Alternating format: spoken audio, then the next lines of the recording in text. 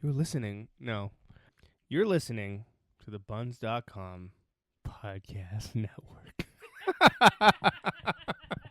Buns, buns, buns.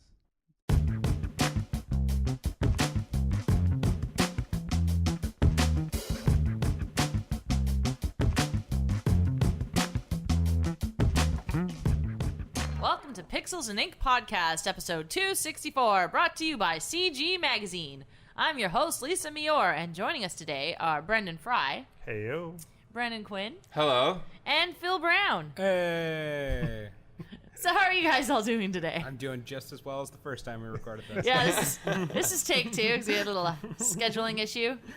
Brendan Fry? That was my fault. Yeah, it was all your fault. Editor-in-Chief always takes the blame. You're the host of the podcast, so you take the blame. No, I blame the Iron Chief. But anyway, I digress.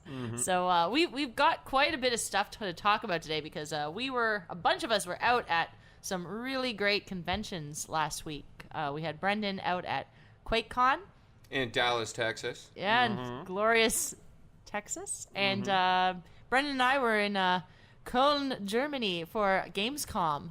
So we'll talk about that in a little bit. So we'll give Phil the floor to get started with some movie news. Yeah, sure. Yeah, we can do that. Well, Yeah. I guess the first thing worth mentioning is that not like just barely over a month after George Romero passed, we lost another one of the all-time great horror directors in Tobe Hooper. Made Texas Chainsaw Massacre and Poltergeist and Life Force, which is amazing. If you've never seen that. I've actually not seen that one. Oh, it's great. It's about a alien space vampire who's a naked woman and sucks the souls out of men. It's I great. can dig it. Oh, it's great. And Invaders from Mars and Salem's Lot. He was Salem's Lot, really? Yeah, the original TV miniseries. He's an incredibly talented and influential guy. He had a lot of personal demons and basically all the movies I just mentioned he made between 1974 and 1986. All of them were great, and after that his career was troubled at best, but it was so many of modern horror movies just wouldn't exist without Texas Chainsaw Massacre and the work he did, and it's very sad. It had been a long time since he made a movie. The last movie he made was actually a Bollywood horror movie that didn't get released in North America. Bollywood? Yeah. Okay. So he had a bit of a fall from grace, but he is a fascinating guy, and it's sad to see him go. I was always hoping that he was going to make one more great movie, but It's been a hard year for directors. Yeah, it has. They've been going left and right. All my favorites. So They weren't young. None of these people were young. well, no, and Tobe Hooper in particular had done a lot of things in his life that should have killed him before now. But And led a rough lifestyle, did he? yeah.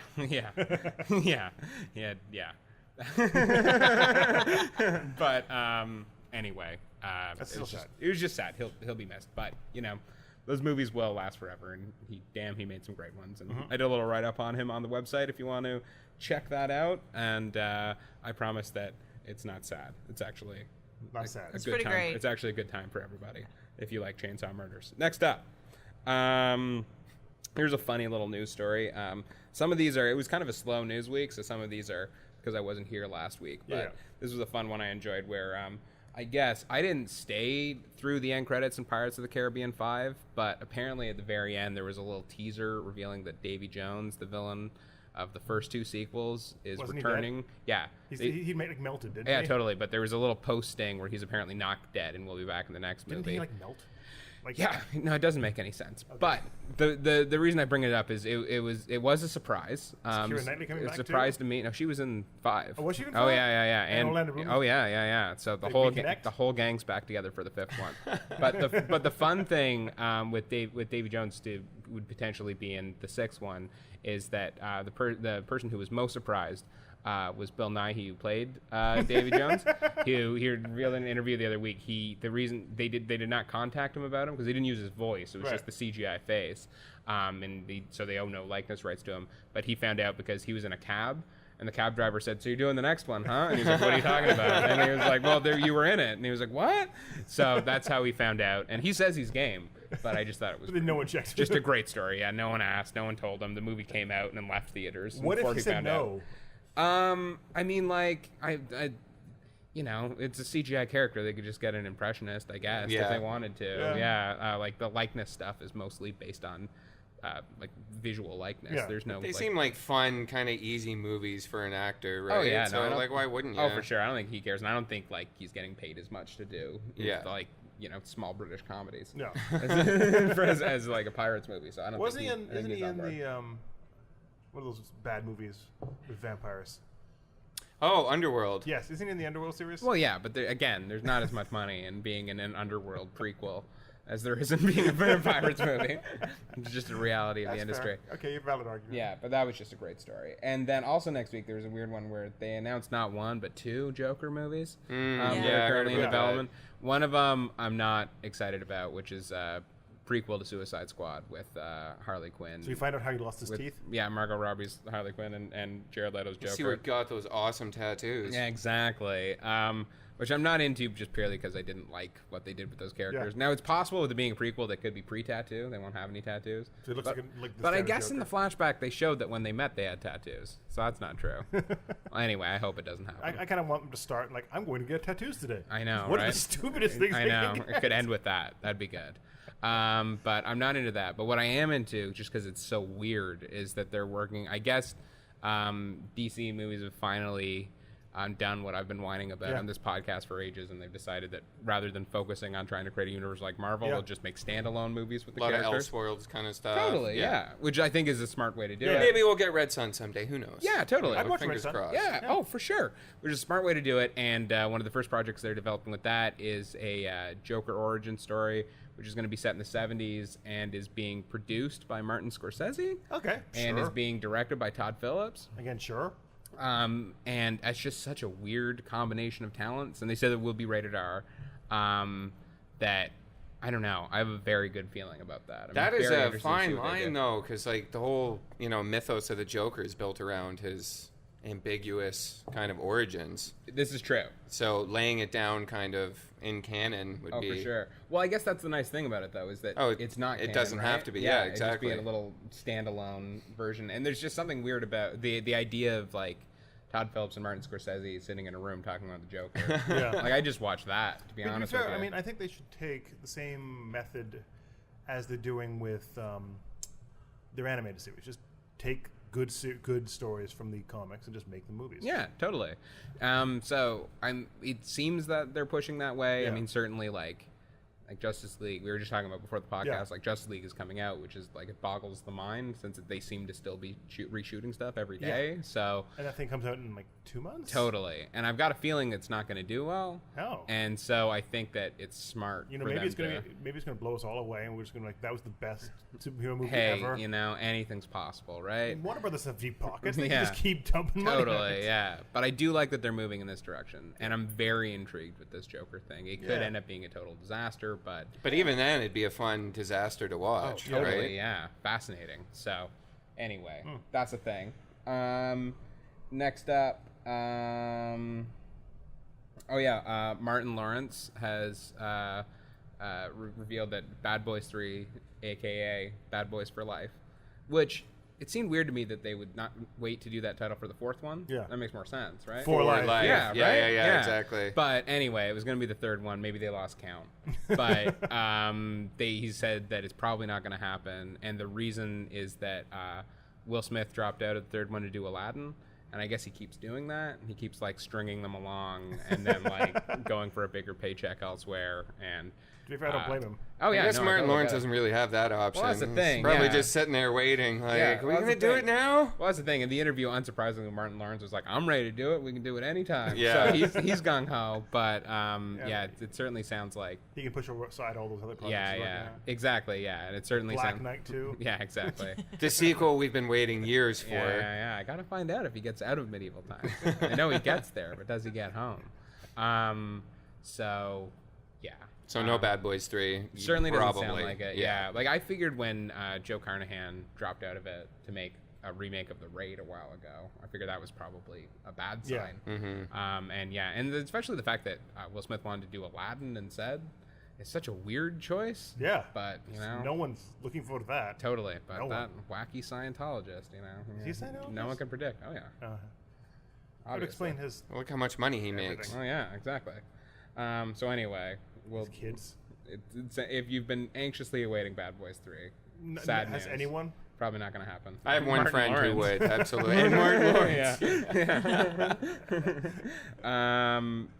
Next up, this is a weird one. Nickelodeon is going to reboot You Can't Do That on Television. Now that's exciting. What? Yeah. Is Yeah, Alanis yeah. Morissette going to be on this one too? I mean, we can only hope. Oh. Yeah. So you can tell the age of the people doing the podcast that everybody's excited about it. Yeah, exactly. They yeah. don't need to make that. They I don't. know, it's a weird one. I guess, and they wanted to make it like a cross-media platforms where Nope. kids can like interact with it. Nope. The only What? thing, yeah, I know, How? I have no idea, Twitter. but they did promise that Vote there'll be who- slime. Oh, yeah. Oh, Oh, that's yeah. what I was going to say. Yeah, Like that an makes sense. at-home slime button. Yeah, totally. Yeah, and That like a sounds Snapchat awful. filter where you can slime yourself. These sorts of things. Everything about this sounds like Actually, the that worst. latter idea that's $1 million idea I right mean, there. yeah, they would definitely get plenty of attention with that. They don't need to do that. Yeah. No. Well, it's happening, Brennan. Can I? Is there a way for me You to don't have stop to it? watch it. I feel it. Vote with your wallet, Brendan. Yeah. I feel Vote. it existing makes me angry. There's a lot of things that exist that make me angry. Absolutely. And then finally, just because it was kind of like an interesting situation, Ed Skrein, who was cast in the new Hellboy movie, he plays a character who, I mean, I'd never heard of the character, but I guess the character has like Asian heritage, and people were He's half Japanese. Yeah, half Japanese, and people were complaining about whitewashing, and then he this week dropped out of the role specifically to try and further the cause and let another actor be cast, and it was just kind of like a nice moment that someone did that. Yeah, And he just put a statement out on Twitter, and it was like, "Wow." yeah. I think, like, really even just classy way. career-wise for him, that was a brilliant move. Yeah. Because I didn't even really know who this guy was, except he was the bad guy in Deadpool. Yeah, that's and all I now know, yeah. everybody's raving about, like, Yeah, what yeah. a noble thing he Yeah. did and good for him sure. and blah, blah, blah. Yeah, So, it was a really classy move because, like, Yeah. it was not going to work out well for him if he did that role. People No. were just going to be angry no matter what. So to do this, I think I mean, should open doors. People would have just boycotted and angry at him. So by him doing something that probably better for his career in the first place, everyone loves him now. yeah, So totally. So it wouldn't have helped his career being in that role. no, probably no, it's worth the pay cut that I think he got all this public attention Exactly, for being yeah. a decent human. for sure, very sure. much so. So it was a nice little thing. And yeah, that's that. Wow. Cool. That's it for news. Tell us about the movies you saw this week. Sure. We should also probably talk about Death Note a little bit because we did. Oh, sure. Yeah. Well, why don't you carry this because you're a bigger Death Note fan than I. Oh, I guess, Yeah. I guess I can talk about that. Yeah, yeah. We want to hear your opinion as well. But Well, sure, but Well, why don't you start us off? go for it. Brendan? Yeah. yeah, so everyone knows the Death Note movie that were originally at Warner. Hold on. wasn't Hold Yes. on. Are there going to be spoilers? I can already see Brendan No. Quinn I No, will no, not- no, no, cringing. no, yeah, I will yeah. not He talk about hasn't any been- spoilers. Okay. Okay. Yeah. I Don't do just that. started the anime because I want to watch the movie and see what all the talk is about. Gotcha. So. Gotcha. You know what? Watch the movie separately from the anime is all I'm going to say. Well, that's Yeah. what they're saying, but I want Fair. to do them, like, Yeah. you know, individually. Totally I'd fair. watch the movie first. Well, it's too late. I'm Okay, like all right, 17 well. episodes deep. that's- I'm committed at this point. Yeah, Oh, yeah. Lan, are you in for a ride? Okay, go on. So, it's had kind of a troubled past up Yeah. to this point. So Warner dropped it at some point. Yeah. And then Netflix picked it up. Yep. It was wasn't it independent at one point too? It was Warner's put it into turnaround, which basically means like if the filmmakers can get another studio to give Warner Brothers the money back that they'd spent on developing Yeah. the script, then they would own it and could do their own thing Yeah. with it. And Netflix ended up being the one to do that. Okay. Yeah. So, it follows the main character Light. I forget his last name in the movie. Yagami. Mm-hmm. In the Oh, movie- in the movie, it's right, because he's Yeah. a white guy now, Yeah. right? Yeah. I don't know, whatever. Yeah. And the titular demon Shinigami Mm-hmm. Ryuk, and a Death Note where everything you write in the Death Note will happen, Provided that it involves murder. or death Yeah. of some type. Yeah. So people were a little upset with the concept of this movie, the fact that it was all whitewashed. Just moved to America. I honestly don't think that was the problem with the movie. Yeah. Well, and it was also weird to me that people would complain about that when like an anime exists and a live action movie Yeah. series. Yeah, Like, and the Yeah. guy You know. who made it said he's like, this is Death Note, but in America. Yeah, so yeah. it's supposed to have. I mean, if it was all Japanese Totally, people yeah. with an American base, it wouldn't make any sense. Yeah, Yeah, exactly. yeah. And if the creator's cool with it, then like everybody Yeah. should shut up. yeah. I mean, I do think. I think there was actually some good racial choices in the casting for the movie. I Yeah. think the character of Al was a great choice. Yeah. I think that was one of the better actors in the entire movie. Yeah, he was great. Yeah. Yeah. I think Willem Dafoe was great. I Yeah. think the two leads were. They were pretty bland. They were really bad. Yeah, They yeah, weren't yeah. great. Well, I was the thing I found I thought was interesting was like I could tell watching it that it had been a studio Yeah. script that had been through the mill because they were just so watered down and generic, and their goals were so basic that like it's just surprised me that when they moved to Netflix and had total freedom, they didn't change any of that. They might have upped the gore a bit. Yeah. But I don't know, having a really bland set of main characters for this sort of platform was not necessarily detrimental to the whole thing. Yeah. Because there was enough going on. You didn't need to delve they in. were- I didn't care about their stories. I No, really definitely didn't. not. I wanted to know what they were doing. Yeah, I yeah. didn't care about them as people. Yeah. It was more the motivations than For anything. sure, and as So- like a set piece delivery system, I thought it was fun. Like I thought all the deaths were really well done. I've heard a lot of Final Destination comparisons. Yeah, totally. Yeah, They're yeah. like Rube Goldberg type accidents, big death accidents. Yeah, and I thought Ryuk was fantastic. And Ryuk was. I wanted Yeah. more Yeah. of him. Yeah, he was Totally. hidden in shadows a lot. Yeah, there was Yeah, not yeah, enough. But when you did see him, he looked good, and he Yeah. had that Willem Dafoe look Was he to still him. kind of goofy and like? He was more like psychotic. Okay. yeah, It's a big leap away from the Ryuk in the anime. Ryuk Yeah, in the yeah. anime is just kind of a weird, quirky dude. That Yeah, gets yeah, bored. exactly. He was Yeah, William yeah. Dafoe. yeah. Okay. Yeah, He was kind of like the Green Goblin. Yeah. but the Green Goblin was a demon thing. Gotcha. Yeah, it was like kind of like a prankster vibe Yeah. to him Yeah. as far as it got. But yeah, I like the way that they handled him, where like it was clearly like a very faithful Yeah. version of that like that anime cartoon look, but at the same time was in shadow, so it wasn't too distracting. Yeah. Like you never quite saw it, but you could tell. Yeah. Thought that was really well handled. I think that was fine. I Yeah. think the only thing I thought was problematic was the ending was a little rushed. Yeah. The motivations, as you said, seemed really watered down. and Yeah. Didn't E- really make sense. Yeah, everything felt pretty rushed. Yeah.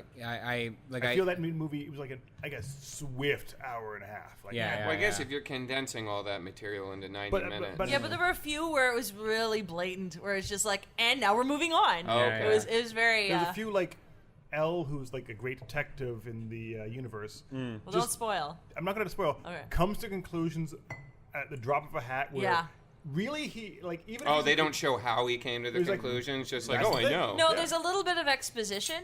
It's a lot of tell, not show, Yeah. kind of thing. Well, clearly this is why. I'm like, that doesn't make sense. So, like, there's lots of reasons this could happen. Your reason is just one of many possible reasons. But it's the reason. Yeah. Yeah. And he like will not falter from that reason. It's like, nope, that's the answer now. yeah. Yeah. And I think that was a little. Yeah, it felt very sped up for like ADD type Yeah. entertainment, which I thought was totally fun. Yeah, It was yeah. just empty ultimately. Yeah. It was very vapid. Yeah. But it was like a good goofy gory To time. be honest, if they call this Final Destination Death Note crossover, Yeah, I'd be like, yeah. that's fine. Yeah, totally. Sure. Why not? Yeah, and I like all the 80s power ballads. Yeah. Yeah. For I no thought- reason. Yeah, totally. I thought- Everything is better with 80s power Oh, for ballads. sure. Yeah, I thought like stylistically it was very well done, and it doesn't surprise me that Adam Wingard, who directed it, and had only previously done like indie horror movies, like Okay. your next, he's doing Godzilla versus King Kong Yeah. now, and it doesn't surprise me that he like showed the studio this, and they were like, oh yeah, no, you can do a big Yeah. blockbuster. I mean, I don't think it was bad. I it think was people fun. were far more harsh on it than I was. Mm-hmm. I thought it was just kind of there. Yeah, which I get why people were so harsh, because like if you're a fan of Death Note, Yeah. then you probably read 10 books Yeah. and like Yeah. a few dozen hours of a TV series. No, it's only, I and think it's only 48 episodes. So 48. Is Yeah, That was us. but that's still like There's 2 seasons in this. so each that's season still thing. that's still be 24 hours. So Yeah. it's still Yeah. a Yeah. couple. Yeah, okay. It still would. Yeah. No, because each one's only like 20 minutes long. Okay. Well, anyway. Anyway, I just mean like you put all those hours Yeah, in you put there, it- and then the 3 movies, Yeah. and I can understand being like so attached to it Oh, yeah. that any changes would bother you. I came in fairly cold. You lent me that manga, so I Yeah. like looked at that, so I had some sense of how it sunk up, and I like read and Yeah. watched clips and that sort of thing, and I could tell that like those other ones were probably slicker and Yeah. made more sense. I mean, I don't think they were slicker. They were made with a Japanese budget, so Yeah, it was a yeah. lot smaller budget movies. Right. That being said, it was still.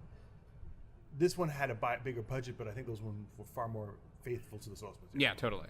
And so coming in cold as I did, I certainly had problems with them, and a lot of them are the same problems that you guys had, but it's just like trashy entertainment. Yeah, I had a good it was time. fine. It's good, It- trashy it's fun. also really quick, so you can like watch it and, Oh, totally. and Yeah. it's forgettable. Like Yeah. you watch it, like none of that made sense. Okay, sure. Yeah. Which, yeah, it was Yeah, cute. Yeah. So, yeah, not a horrible disaster, but not, just not kind a of was. discredited movie either.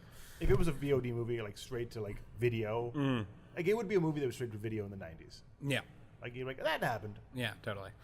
So, yeah, there was that. And then this week, unfortunately, with it being Labor Day weekend, there's essentially nothing coming out. So the movie that I wrote about is a little Canadian horror movie. Okay. It's released called Blood Honey. And it starts out like the brand of like indie Canadian drama film that I hate, where a dysfunctional separated family comes together in a cabin in the woods and lets all their feelings spill out on each other. Sounds thrilling. I know, yeah, which I don't love. But then fortunately became a horror movie. Shanae Grimes-Beach stars as this young woman who returns to her family home that she's ran away from when she was younger, both because of the family's dysfunction and because she saw her mother commit suicide as a young girl.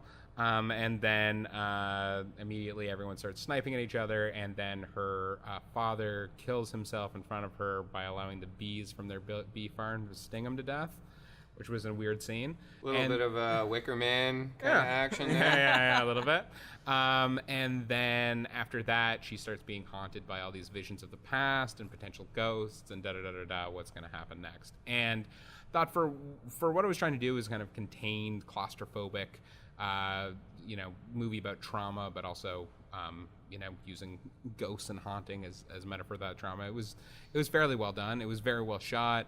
There were some of the nightmare sequences were fantastic. The twists towards the end were a bit weird but interesting. And but more than anything else, it was just nice to see a Canadian movie that was a genre movie, because I find too often our output of movies are self-important. I mean, Canada's known for its genre. Yeah, but it's been a long time. Like, we say that, but like Cronenberg was a long time ago. We had like Black Christmas. And yeah, from the 70s. Wasn't Prom Night Canadian? Yeah. In the early 80s. Yeah. Like, that's the thing. Like, there was a time for sure, and there was a great time, but it's been a lot long of time. self-serious dramas and totally, yeah, and French dramas. Totally. And yeah, there was like Hobo with the Shotgun, but that didn't light the world on fire, unfortunately. They were small. Those were small movies. Totally. So it was just nice to see that, and that type of movie was getting a platform. So yeah, if you are one of our Canadian listeners and you want to support Canadian cinema, it's getting a fairly wide push this weekend just because there's nothing else opening. So it's with a small window to do it. And it was fairly well done. And yeah, so there's that. Blood Honey. It's pretty good. Go see it, I guess. Cool. Waving endorsement. Yeah, and then we can just talk quickly about I rewatched the TV movie It last week for an article because the new one's coming out. I think it's interesting how it's kind of become a revered classic from like sleepovers, but it is very much a cheap TV movie from the 90s. Okay, we have to stop you for a second there because you blew us all away with the fact that it was a TV movie. Because we it's all a TV remember it miniseries. as an actual movie. Well, yeah, everyone remembers that way because everyone rented it. And like, there's a reason why it's iconic, and it's because Tim Curry's Pennywise is fantastic. Yeah. And a handful of his scenes are great. And I think most people that watched when they were kids, it was a double tape. I think most people just watched the first half when they were kids and either never watched the second half or fell asleep because it was so long. And then it was long. Yeah, it's like 3 hours total with the two. Yeah. So the first half is well done, but it is also limited by the budget scope and content restrictions of 90s television. So it is basically like probably the best episode of Goosebumps or You Are Farther Than the Dark. Right. Which is both an insult and praise. It's the best one. Yeah. But if you're like 9 years old. Yeah, totally. Yeah. And I do think it's interesting that it has the impact it's had on our generation because it is a story about childhood fear and trauma and the way that comes back to you when you're older. So I think everyone, the reason that movie is iconic is everyone got scarred by it when they saw it at the right age. But if they were to go back and look at it when they were adults, they'd realize it's not that bad. Well, and I've heard that there was no real recorded cases of like clown phobia being a big thing until Poltergeist and It. Oh, that's interesting. Became, like nobody really cared about clowns one way or the other. And now, you talk to anybody our age and like clowns is always like a top 5. Yeah. Oh, absolutely. That's so funny. I could see how that's the case. Yeah, I actually, I watched it with my girlfriend who was traumatized by it, and it took like weeks for me to build her up and be like, no, you're going to be fine. It's not that bad. And then, we watched it. It was no and now problem. she's just no like problem. whatever, right? Yeah, no problem whatsoever. So I confront your fears. Go watch it. Exactly. It'd be good. And then And then adding to that slightly, I did see a new horror movie this week that I'm embargoed on, and I'm not allowed to talk about it, so I won't talk about it. But in theory, I could say that it is possibly a fantastic horror movie, and it could have been one of the best Hollywood horror movies I've seen in years, along with Get Out. It sounds very good. And it could be a great adaptation, and it could be what people want that TV movie to be. But again, I can't talk about it, so I'm not going to talk about it. Okay. Yeah. Well, I think this is a great time to hear from our sponsors at Buns Podcast Network and Comic Bento. We'll be right back. Man, I wish I could get new comics every month, but I'm broke and oddly always $5 short. Lame. Wait, $5 short, you say? Well, I've got something special for you. What the hell was that? It's me, the discount ghost of coupons past. Are you scared? What the Use the code CGMEG in all caps, all one word, to get $5 off your next Comic Bento subscription. So wait, if I use the code CGMEG all in caps, all one word, I get $5 off my next Comic Bento? Yes, use the code CGMEG in all caps, all one word, and get $5 off your next Comic Bento. A whole $5, eh? Now that's scary. The Pixels and Ink podcast is brought to you by Buns, your city network. Buns connects you to the people in your neighborhood to help you find the things you need to fuel your real life. Swap things you already have to get items you need. You can also find jobs that pay the bills, homes for rent, advice, and a place to talk about your city. Buns is available online at buns.com and on your phones via the Apple App Store and Google Play Store. Thanks, Buns Podcast Network, and also Comic Bento. So, Not Puns Podcast Network? you know what? I think that's a great new spin-off for you, Buns. You guys can do the Puns Network, and Is that all Puns Podcast? all Everyone puns just has all the time. Just talking puns? just puns, and That people sounds- can trade puns. That sounds like the worst thing Great. I've ever heard of. I hate everything about this. You know what?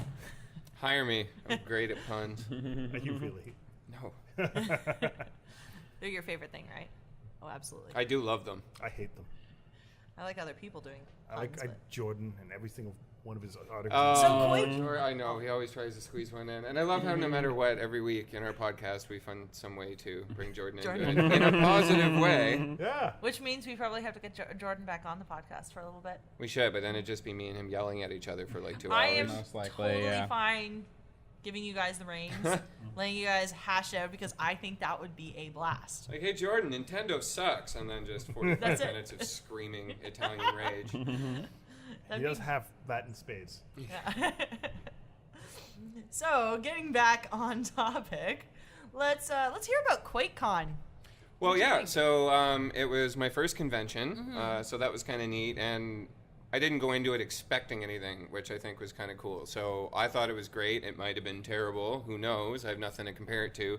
But I had an awesome time. How big is it? Like, how many people were there? Oh, I want to say Tim Willits told me the number. Actually, it's in my interview, which is on the Okay. website. You guys should check out. I want to say like 15,000, but maybe more. It's a big con. Yeah, but it started with like just a bunch, like 30 dudes playing Quake with Yeah. each other and writing their scores on a piece of paper. So it's definitely grown in Yeah. 20 years. No kidding. Yeah. Watched a 19-year-old kid win. I think he won $125,000. I'd want that. That's American. Yeah, American. But then everybody was joking that because he was foreign, that he would get taxed most of it before he left the country. He's So like he if will. anything, he would Yeah, end up with a most bill likely. to pay on his way out. And I got to play a couple new games. So The Evil Within 2. Hadn't played the first game. Enjoyed what I played of the second game. Very much, though, felt like Resident Evil with just slightly different vibe going on. Yeah. But I brought that up to the director, and he wasn't feeling that comparison. But didn't he? The original director worked on Resident Evil. I think that may have been why he was just like, no, like, this is different. No, Like, no. "Oh, I mean, it's kind of this. Anyway, and got to play Dishonored Death of the Outsider, Yeah. not Dishonored 3. Also did an interview with the creative And director it's a for that. standalone game. Super nice guy. Yeah, it is, but it's like the finishing of the arc of the story. Okay. So Okay. do they succeed? Do they kill the outsider? I don't know. Okay. I only got to play one level, but what I liked about this from a design standpoint is that they really reined in the powers so that they could create a lot more in-game moments specifically based around those, rather than getting to a point and being like, well, the player could have one of 20 different abilities here, so what are we going to do? But yeah, if you like Dishonored, definitely check it out. It was fun. But the highlight for me was Wolfenstein 2. Yeah. Which, I mean, it looked stunning, obviously. Shooting Nazis in the face never gets old. No. And the demo I played opened with a Nazi soldier yelling at 2 KKK guys for not practicing their German, which I was immediately like, okay, well, I'm sold. Yeah. Like, this is awesome. And you get to ride a rocket train into Roswell while fighting Nazi dogs and robots. As you do. As you do. It's been made in Sweden? I think so. I should know that. It's Sweden or Norway. I think Sweden, though. I'm pretty sure we looked into that. So very, very cool. I walked away really impressed by that. I don't know if it's going to play the same on PlayStation 4, but I was told, not verified, but told it'll be 1080p and 60 frames a second. Ooh, is that on Pro or just regular PS4? I'm assuming, the way I asked, just regular PS4, and the director was like, well, that's more of like a technical thing, but I think 1080p and 60. So that's the hope. That's the hope. Okay. But yeah, other than that, like it's more of what they did with the first game, which was rad. So neat. Cool. Yeah. So you had a good time. I had a very good time. Yeah. Although the one thing that I will do next time that I regretted is there was a press mix for the first night, which was 2 hours long, and I didn't realize it was an open bar until it was almost over. So I nursed the same beer for like an hour talking to people. So next time I go, I'm getting there right at the opening and hitting the bar right away. Did you make up for that for one of the other open bars? The second night I did. Yeah, I showed up actually before the bartenders were there. Just kind of like lurking. I felt like Barney waiting in front of Moe's Tavern for like the doors to open. And it was all in one hotel? It's like you just... Oh, it's this huge complex. Okay. So it's like a big convention center and a hotel, and there's a giant... You were staying in the hotel? Yeah. Giant atrium in the middle with like a river running through it, and it's all open. And I didn't get touched by the hurricane, which my mom kept texting me, asking me if I was okay. I was like, well, I'll let you know. I'm still fine. Yeah, as the sun was shining and I was sitting by the pool. I mean, working really, really hard. Yeah. With my laptop, writing stuff about video games. Yeah, of course you were. Yeah. Well, I'm glad you didn't get rained on. So am I. I'm glad you had a good time. And didn't get shot either, which was cool. That's wonderful. Yeah. Good old open carry red state. Did you see a lot? Of guns? No, I didn't see any. Oh, no. okay. And I even went out drinking in Dallas, and it was like so much more progressive than I thought. Well, Dallas is more progressive of the states. I was told that like the cities, the city centers are, it's like a big city anywhere. People are naturally going to be more that well. way. Yeah, Austin's particularly. Yeah. I did meet one. He's probably about 25, like so drunk he could barely talk. Redneck, Trump supporting, true blue American boy. Mm-hmm. So he was hilarious. Yeah. Did you guys engage in conversation? He was like, anytime he was too drunk to understand. He just, this is my Canadian friend, and I'm like, well, friend's a bit of a stretch. You're more of like, you're an interesting novelty for me that I'll tell everybody back home about. Yeah, I met him in the men's room. Like we were peeing side by side, and he just started chatting to me. So I was like, all right, that's that Southern hospitality. Exactly. Yeah.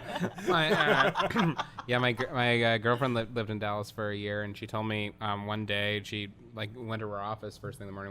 She had like a meeting with her boss every morning. In the middle of the meeting, her boss was like, "Oh crap!" and got up and ran out. And she was like, "What's going on?" And then he came back later. He was like, "Sorry, we'll talk about it." And she was like, "Well, what happened?" And he was like, "I just left my gun on. I normally put it in the car when I'm in the office." Just one of those.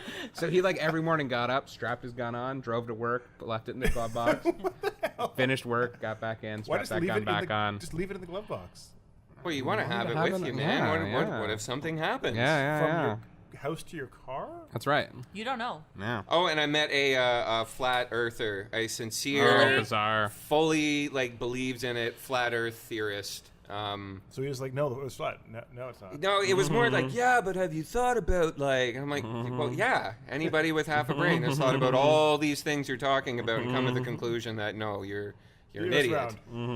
Also, we've seen it from space. There are pictures. You actually can see the curvature of the Earth if you just look far. I've been high enough in the mountains where I can see them. Yeah. Oh, of course. But you know, that's just a trick of the government. Yeah, definitely. Clearly, yeah, all the governments together working together. So yeah, Texas was rad. Had a really good time. QuakeCon was awesome, and only met 2 crazy lunatics. I really want to know, what do they think is on the edge of the Earth? Do they still think there's sea monsters? I think this guy's thing was it's a big ring of ice that you can't get past, like a big, infinitely tall wall of ice that you can't get past. Oh, okay. But also, you can't reach it because the government controls all the instruments on board ships and planes, so that you'll constantly get lost trying to find the edge. That makes sense. Which, I mean, let's be honest, guys, that's a sound theory. Yeah, that checks out. That explains ever so much. Wow. Jeepers. That's amazing. That's a thing. So how was Germany, guys? Yeah, let's yeah. talk about Germany. Brendan, do you want to get started? Because you were a judge at Gamescom this year. Oh, yeah, Yeah. that's right. That's right. That was a weird thing. It was Yeah. pretty cool. He did an amazing job, by Did the way. a great great. speech. He did a really I good loved speech. it. Yeah. My 2-line speech. So enough about me. Anyway, go on. So if you haven't seen Gamescom, which I know we have some listeners in Germany, so you probably have, but for everyone that has not been to Gamescom, it is possibly the biggest convention on Earth. It is massive. It makes any other convention look teeny tiny. I think Tokyo Game Show they're close. One's bigger than the other. I'm not sure which one's bigger. There was 350,000 people or something along those lines, which broke is records this year with 350,000 people over the course of the 5 days that it was on. Crazy. 6 days? Madness. 5 days? 5 days. Yeah. take that, Mom. Video games are popular. The convention center itself. So everyone in Canada thinks Fan Expo's kind of okay. Fan Expo's like literally, and I'm not meaning this figuratively, I mean literally. Gamescom is about 10 of those together. Crazy. Yeah. And I gotta say something though. Even though it had that many people, it was so well run and so well organized. I never once felt uncomfortable. The Germans are known for their cleverness and efficiency. true. I've been to so many cons before, and I've always felt, I was ready for like the showroom floor and to like be shoulder to shoulder with all sorts of people. But I went on the floor on Saturday. It was the only time I got to the floor, and I could still like actually move around comfortably. No, Friday. We didn't go on Saturday. Oh, Friday. Yeah. Okay, Friday. Whatever it was. It was a very long week. But anyway, I moved around really comfortably. There was space. People were chill. They were really like excited to be there, and there wasn't any of this like pushing and shoving, and people were organized. It was great. It was really a great event. But anyway,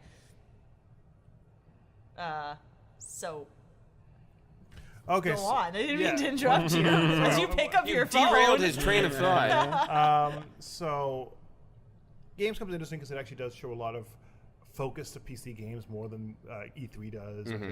Like there were small games at E3 that might have had a small mini booth. At Gamescom, they have a massive booth with a tractor there, or full like massive widescreen showing like tournaments going on.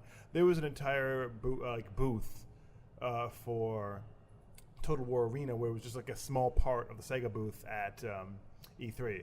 So every game there had a presence, and that's something you can't really see at any other con. Also, I mean, they had games different. They had different builds than what you saw at E3, but probably similar builds what you saw. So Bethesda was there. I'm sure they had the same build that QuakeCon had, but it did give. So it was kind of the same basic builds you get at PAX and QuakeCon, but it gives you something different than you get at E3. The thing about Gamescom is the crowds and the passion people bring to these games.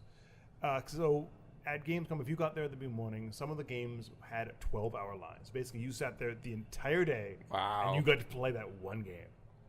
And people were totally into that. They're like, "Yep, I'm just here for this game. This is what I'm doing today. I'm gonna wait." They sat, they chilled. At some booths, were giving away like cardboard chairs. Really? Yeah. Yes. So you could just like sit there in line. Nobody was grumpy and pushing people out of the way to get to things. Everyone was super patient about the whole thing because, like, part of that was the fact that it was built very comfortably. So, like, you had room in the aisles. They like where you were to line up to play the games. I've been to other ones where there was no space for people to actually stand. You were just wrapped around the booth. They actually had a dedicated space. Yeah, they made sure that every booth had a waiting area. So it Yeah. wasn't just you were like waiting in the lines and the ushers would be like, move along. Yeah. And there was space to actually sit down, not like crammed person to person kind of thing. And another thing that they did really well, and you kind of touched on this, was the fact that there wasn't 20 million booths crammed into one hall room. There was like, for example, Blizzard and was it Ubisoft maybe? Blizzard had Blizzard- basically one entire hall. No, they had half a hall. Yeah. And another, I can't remember which one. I want to Wasn't say it was, Activision? No, it might have been Sony. maybe it was Sony. Yeah. It doesn't matter. There were two major AAA publishers that shared a hall, and they only had like the one booth each. So there was plenty of space for people to go and try all the different things instead of just line up in one space and hope to get to something. Oh, that's cool. So And they it was also really- they also had a lot of other things surrounding Gamescom. Like they had a lot of like little events surrounding it. They had a citywide festival that they had like concerts going on and Oh, like street running yeah. at the same time. And it was the Gamescom festival, the city festival. So basically, you could go. So if you let's say you Well, finish, that must be a huge draw for the oh city, yeah, it must too. be. yeah. Basically, Yeah. it takes over the city. So like we were just like wandering the city after we finished Gamescom. We discovered like the city festival, and there was like vendors outside and street vendors selling like pretzels and. That sounds wieners awesome. And then they had like this massive stage for a concert that was going to go on that night. So they. Oh, didn't you guys see Sabaton play? did. Oh yeah, we did. We went to an event done by Wargaming, and Of we got course. to see. Yeah, it was Yeah. so great. It was so great. I lived the dream there of seeing a metal band in Germany. It was great. And the thing is, the fans there really do love these companies. Like they put a lot of love and passion towards each one of these games. So like the companies didn't throw events like they would E3 was, where it's all this insider stuff. They wanted to include as many people as possible. So Oh, that's good. the Wargaming Party, you basically just signed up on a form and they just drew people at random who would get to go. And I think it was like 2,000 of their fans got to go to this party. That's nice. Rather than making it like behind a velvet rope for. No. And everyone just, as long as you had a little email thing, you could just walk in, and they had free drink and like nominally priced food, so it wasn't all that expensive. I think the pretzels was like €3, and the worst was like the curry wurst there was like $4.25. None of it was overly gougy. Which is kind of nice because you think whenever you have those kind of things, they charge like $10 whatever for they a pretzel. want. Yeah. That was kind of exactly. typical of all the events that, Yeah. that they were having in and around the thing. It was just like it was literally just there for people to Yeah. enjoy themselves and. Even the show floor food wasn't all that expensive. Like they had like a creperie in the show floor, and it was like €4 for a crepe. I mean, like that's not a cheap crepe, but it's also not. You're not breaking the bank and buying a crepe. On the food note, I got to say the Grapevine Hotel that QuakeCon was Yeah. at, the food that they put out for like the press and, Yeah. and the teams and stuff was like awesome. I was so floored. I thought it was just going to be like, granola Yeah. and cereal or whatever, but they did fajitas one day, and so there was 3 different types of meat, and like all Nice. these Oh, different wow. kinds of salsa and like fresh made tortillas. Oh wow! Oh, that's yeah, amazing. fresh avocado, everything. It was great. I was really surprised by that. awesome. So. I mean, it is interesting to see that there are cons beyond E3 and PAX that actually do really interesting and exciting things, and I think that's kind of a testament to how this industry is kind of evolving. So the Gamescom is growing every single year, and it's showing that there's a massive audience in Europe that we don't even think about. Yeah, oh, for sure. Yeah, E3 especially, you feel it's so North America Yeah. focused with like a splash of Japan. And then You every know? once in a while, there's a British guy like, "Whoa, you're the token British guy." But I mean, it does show that this is a global industry that it has fans worldwide that all want to kind of be part of it, and it gives you a different perspective. Totally. Yeah. So, what games did you see that you liked? Me, I a lot of judging stuff, so I didn't really get any time to really enjoy any one game. Like I played the new Lego Marvel Heroes. That was neat, I guess. Yeah, I'm looking forward to that. Yeah. I think of a game that Kingdom Come Deliverance. Yeah, that was the Oh, yeah. last one. Which that one is basically like a knight RPG action game. Okay. But it's really in depth. It's a super, super deep game. Yeah. That Cool. sounds neat to me. Yeah. I mean, I love those kind of games. Oh, no, it's Totally. great. So you start off with like just kind of like as a squire, you're like learning to fight, and you have like it has like analog controls for the sword. Oh, that's cool. I like Nice. that. I mean, we tried to, the demo they had on the show floor. They mentioned that they turned down all the extra textures, so it was basically just the game running smoothly. Yeah. Like, there's a lot more textures in the final. There's a lot more like shaders and all this other stuff to make it look really pretty. But they're like, we just wanted to make sure it runs and not crashing on people as they're playing the game. Well, that's Yeah. the most important Yeah. thing, I think. Having a game that's mechanically sound Yeah. over something that's pretty and runs like crap. Yeah. And I think everything there, they really put effort to make sure it was fun. I played the what's it called? Life is Strange game. But we are now reviewing them the site. But at the time, I'm just like, I get this play this like minute and a half demo. This is kind of neat.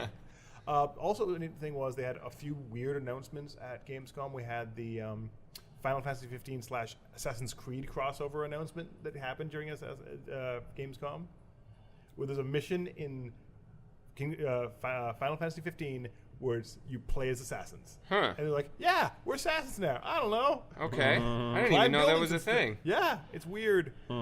That's coming out really soon too, right? Yeah. It's just a free DLC if you already have your season pass. Cool. I think it's September. It's weird.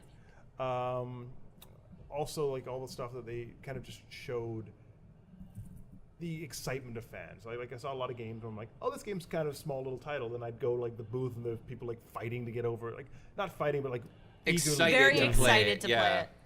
Like, what was it? God's Trigger? Yeah, God's God's Trigger was Yeah. the thing, right? Because that was one I'd never heard of over here, but it was huge. Yeah, the big booth. They had Yeah. like this 1950s style diner as the booth. Okay.